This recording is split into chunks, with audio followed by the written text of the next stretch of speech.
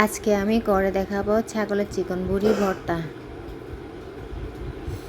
এই ভর্তাতে মুখে রুচিকারক হিসেবে কাজ করে। বিশেষ করে আমরা যখন জ্বর থেকে উঠবো, তখন কোনো কিছু খেতে ভালো লাগে না, তখন এই ভর্তাটি রুচিকারক হিসেবে কাজ করে।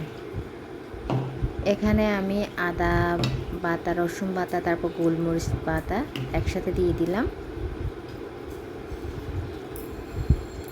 তারপর শুকনা মরিচ, থেতলে নেওয়া শুকনো মরিচ দিয়ে দিচ্ছি।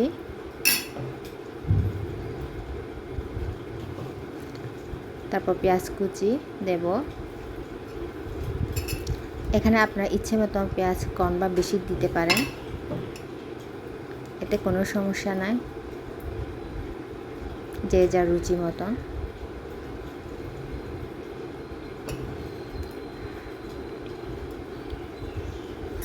তারপর আমি এখানে লেবু ব্যবহার করব, যে যার রুচি অনুযায়ী, স্বাদ অনুযায়ী টক খেতে পছন্দ করে সে অনুযায়ী দেবেন।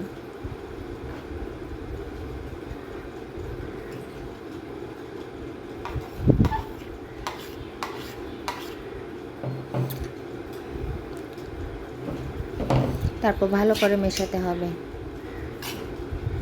এই ছাগলের চিকন ভুঁড়িতে আমি ভালো করে হলুদ, লবণ, লেবু দিয়ে ভালো করে সিদ্ধ করে নিয়েছিলাম।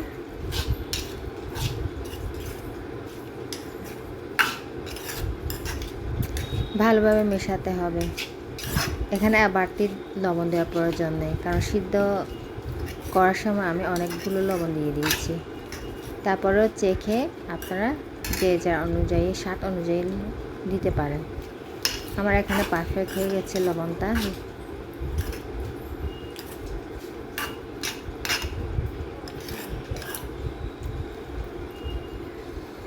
আপনার ভিন্ন স্বাদের জন্য এই ভর্তাটি ট্রাই করতে পারেন, খেতে অনেক মজা।